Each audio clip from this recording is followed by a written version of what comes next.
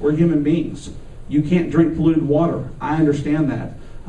So for me, as a commissioner, to be somebody that would say, oh, well, we're not really worried about our resources, you're absolutely crazy. I stood up at the Turkey Creek Forum last week and said I'm against the biomass plant coming to Gainesville, even though we don't really have much of a say, because of it's taking down our trees and our resources. I'm not for that. So I would leave that to the experts, but try to, as a commissioner, guide our city manager and the agencies we are working with common sense solutions to making sure that we're doing what we're supposed to be doing. Mr. Cannon. I think that's a very important question, because our water resources are really the source of life for this community and for all communities.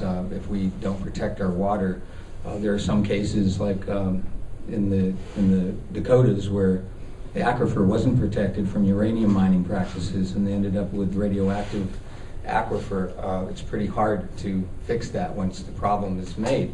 And people who protested against it when it was happening were shunted aside and said, you know, this industry is bringing in tax revenues and jobs, and you're just standing in the way of progress, and now you have radioactive aquifer.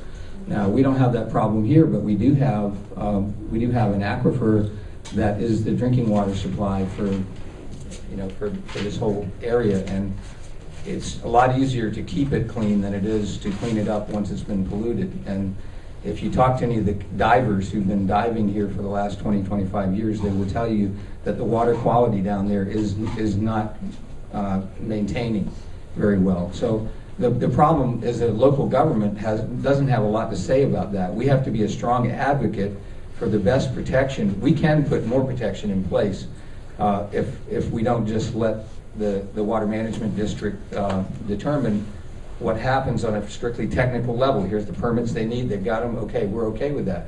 One of the things we could do with the Walmart site, if it is going to be built, would be to hire Wes Skiles as a consultant for the storm water runoff there. And instead of building a gigantic wastewater drainage basin, you could actually do something that would be more like a park, and that would recycle a lot of the runoff and keep it from just running into a basin. And then because one of the problems we have with that type of thing, you can see out at the the warehouse site, when you have sinkholes opening up in that basin, over time you're going to have a collection of materials that are going to flush into the aquifer if you have a big sinkhole. So we need to try to protect that aquifer. Thank you. Okay, now we're going to go, and we should have plenty of time for the questions from the audience. So I'm going to try to mix them up a little bit. And we will start with, and just recycle back, we'll start this one with Mr. Canning. Are you in favor of placing all commission and city manager email messages automatically online like Alachua County does? Mr. Canning.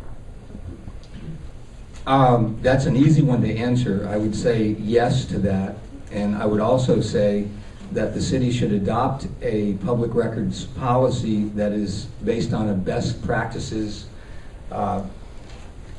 evaluation of what is the way that public records can be made available to citizens with the least inconvenience and with the least cost. So I would say one of the things that, besides the email correspondence, financial documents and reports, and all of the records that the city has archived online in digital format, that all it would take is a link basically to provide you access without having to go and make a public records request, without having to wait for the material. Sometimes you're going to a meeting and you want some material, you should be able to go and get that material if it's available. So I think I would like to see that archived. I would also like to see a lot more public records available online. Thank you. Mr. Bakari. Just to clarify, are we talking about emails, let's say maybe that happened last week or yesterday, that are automatically up on the website, or is that something that's done 6 months, 3 months? Do you have an answer to that? No, I do not know. Does anybody know how Alachua County does it? Any of our? Is it automatic, or is it? I don't know. Well, let me just do my best to answer this way. I am not for putting emails on the website that would be anything that would be current, and let's say in a 3-month period, and I would have to investigate it, so don't hold me to that, because there are issues that the city manager may have that that could be legal things that just you don't want out there for everybody to see. Is there transparency? Absolutely, you can get it, but just at a certain time. So I'm hesitant to say yes, throw everything up there on the website.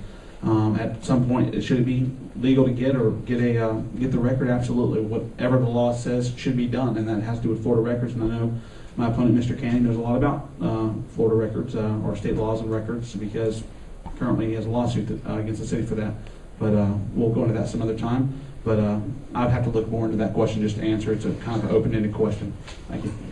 Okay, well, I'm going to get you the next one, and which is actually a follow-up. I think you'll start with this, which is kind of a follow-up to the same one, but it is part of that same idea. Are you in favor of placing all city financial records online for citizens to study? Yes.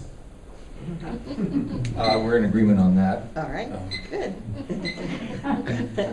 There's more questions, okay.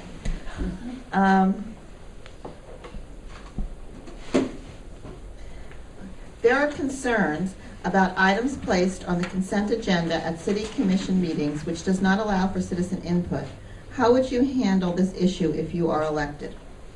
We'll start with Mr. Canny.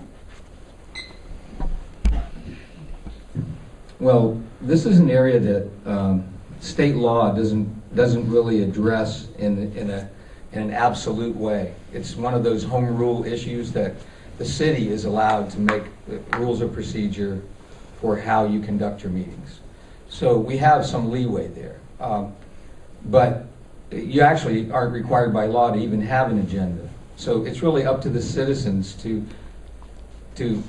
have our needs made known, so that we're not shut out of the process. Otherwise, we can just be spectators and business is conducted and we don't have anything to say at all. I think we have a pretty good system that we have in place right now. The consent agenda is problematic because in the county, for example, if there's the consent, they always have consent agendas, and sometimes they're very large, but no one has ever requested an item to be removed from the consent agenda for discussion and been denied, that I know of. And the consent agenda is voted on separately. So I would say that what I would do in Alachua is I would have, and this was discussed at a recent workshop for the rules of procedure, I would have an opportunity for citizens to remove an item from the consent agenda if it's controversial and they feel there are questions to be answered, it needs to be discussed, and I think that opportunity should be granted, and those items should be removed. You know, there's reasonable rules that you have to follow. You can't just say someone could say I want all the items removed from the consent agenda and then not show up. So I'm not exactly for, I'm not advocating for just an open, you know, free-for-all. I'm just saying that there has to be a procedure. That there have been, I have had many items on the consent agenda that I've asked to be removed that the commission refused to remove them. So I think that's a problem and needs to be addressed. Can you ask that question again, please? Yes, sure. There are concerns about items placed on the consent agenda at city commission meetings, which then does not allow for citizen input. How would you handle this issue if you are elected? I think the consent agenda has its purpose, and I believe all citizens, of course, have their 3 minutes at the beginning or end of the meeting, depending on if they speak at the beginning or the end of the meeting, to speak on issues. The consent agenda helps the meeting move, helps regular city business move forward, and let's get to more of the pressing issues. I think if a citizen, as a commissioner, if a citizen has an issue with an item on the agenda and would like to pull it off or ask me to pull it off as a commissioner, I would like to at least try to entertain that thought if I deem it's reasonable.